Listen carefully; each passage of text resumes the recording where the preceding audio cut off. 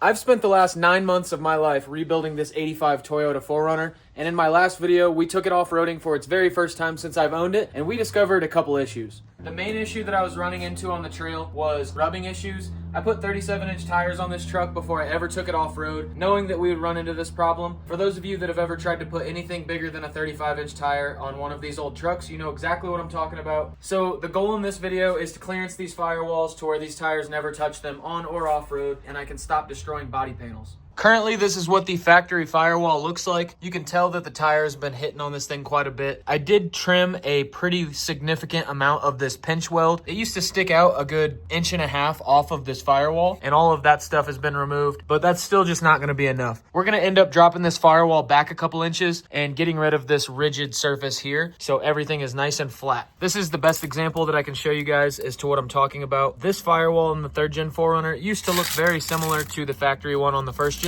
And I was able to cut a gigantic triangle out and then patch weld a big piece of steel into the firewall. And if the tire ever does touch this surface, it's a smooth surface instead of a pinch weld or something that's jagged and gonna damage my tire.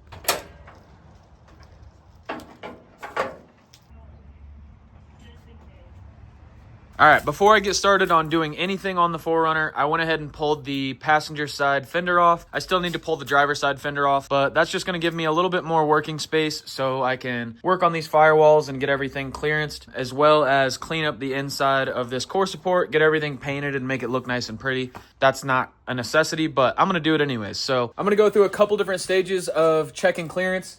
The first one being the jack stand is just underneath the axle, kind of replicating ride height. And this will kind of demonstrate what the truck will do when I'm driving on pavement, turning back and forth, and see how much I need to clearance there. And then from there, we'll go ahead and put the jack underneath one side of the axle or the other and kind of flex the front out the best of my ability on the garage floor. Wish I had a car lift, but I don't. So we'll do the best job we can with what we got and see how much we're going to be rubbing in these firewalls. All right, this is fully turned to the right at ride height, and we're already rubbing on the firewall. It would give it a little bit more turning radius if you were in reverse or something like that, so it would be rubbing pretty hard right there. The goal would be to bring the firewall back about this far. I already have my marks kind of mapped out on the firewall. I'm going to start very, very lightly cutting into the firewall and kind of just getting a guideline for myself to trim everything out. But before I cut everything all the way through, a very important thing to note is there's all kinds of electrical stuff behind this firewall. You want to get inside the cab, pull the carpet back, pull any kind of harness or any kind of wiring that's back there very far out of the way to make sure you don't cut into stuff and cause yourself further issues. I'll show you guys what I'm planning on cutting. Kind of faintly see this line here. We're going to try to cut everything back and get all of this nasty bulky stuff out of the way so this is nice and smooth, and when my tire is fully turned and hits it, it's not rubbing. Ideally, I'm going to do this and then still push the axle forward a good inch or so. There's multiple settings on these leaf spring perches, so the plan is to scoot it forward to the forwardmost setting. So ideally, when this is all said and done, the tires will not touch the firewall at all, at least on ground level. Maybe when it's bumped up, it might touch a little bit, but as long as that surface is smooth, it'll be night and day better than what we're working with. So gonna go ahead and start cutting.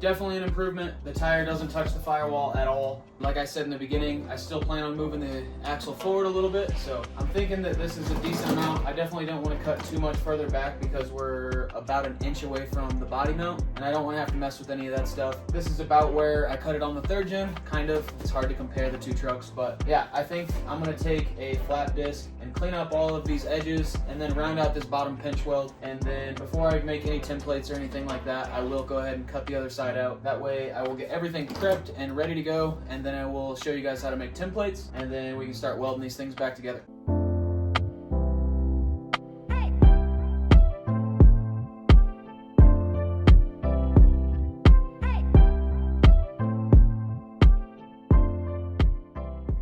I just got home from work. Now that we got some daylight, I can see a whole lot better in the garage. And here is the passenger firewall. This is everything that I got done last night. This side's pretty much done. While it's still bright out, I'm gonna go ahead and pull the driver's side apart and start chopping over here.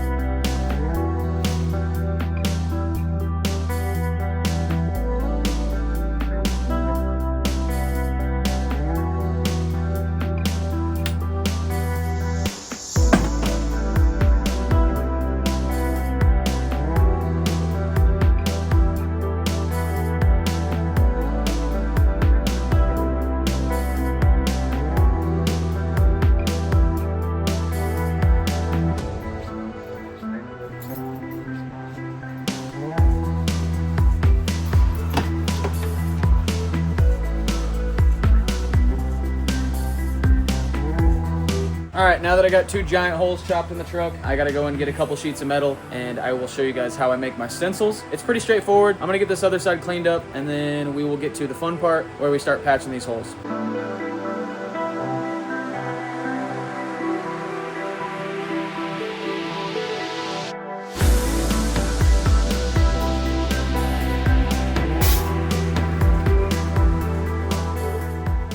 I just got back from Home Depot and picked up some 22 gauge weldable steel sheets. I got 2 of these. It's about 1 foot by 2 foot, and these things are roughly $20 a piece. You can definitely get a better value getting your sheet metal from like a metal supply store, but I bought this late at night and none of those shops were open. Home Depot's right down the street and this isn't super expensive. So this is what I used on the 3rd gen. It is relatively easy to bend once it gets heated up. Makes a pretty easy time kind of forming it around the hole that you've cut. So I'm going to take some cardboard and start mapping out my stencil, get that all trimmed out where I need it to be, and then transfer it over to my metal where I'll cut everything out and start tacking stuff into place. I'll probably start on the passenger side, seeing as how it is nighttime and I have a little bit better working space on this side of the truck. Gotta get a stencil made up, and then we will get a piece of metal in here and start welding stuff together.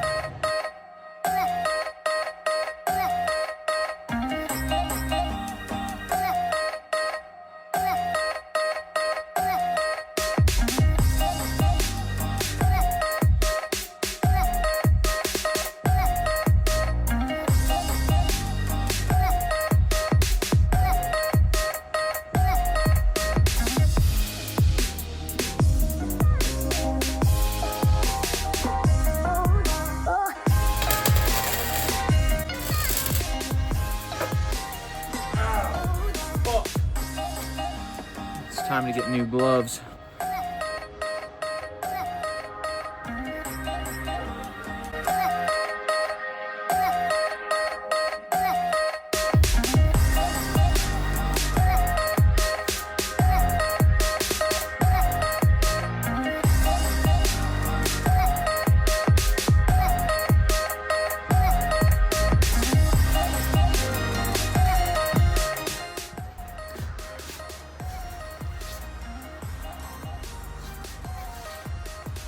Passenger side is finished. I used black engine paint to just kind of cover up the raw metal, and then some black bed liner to go ahead and do the whole wheel well. That way, once the fender's back on, everything looks nice and pretty under there. The reason I like using this metal so much is as soon as you weld, say, an inch of this into the body, it heats it up just enough that you can kind of use just a little like a hammer or some body working tools and kind of morph this smoothly to all of your lines and get a pretty good result getting that patch in there. We're gonna go ahead and try to move everything over here. It's definitely a lot less space to work with on this side of the truck, but we'll make it work.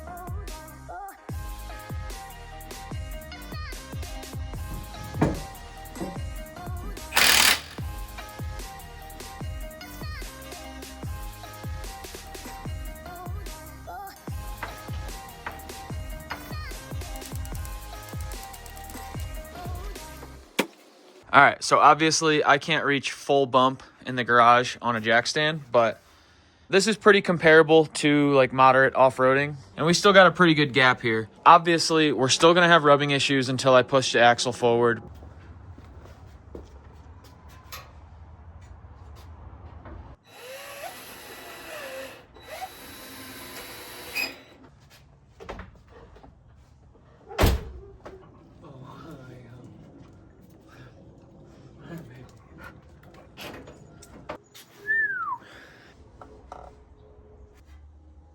Something like that.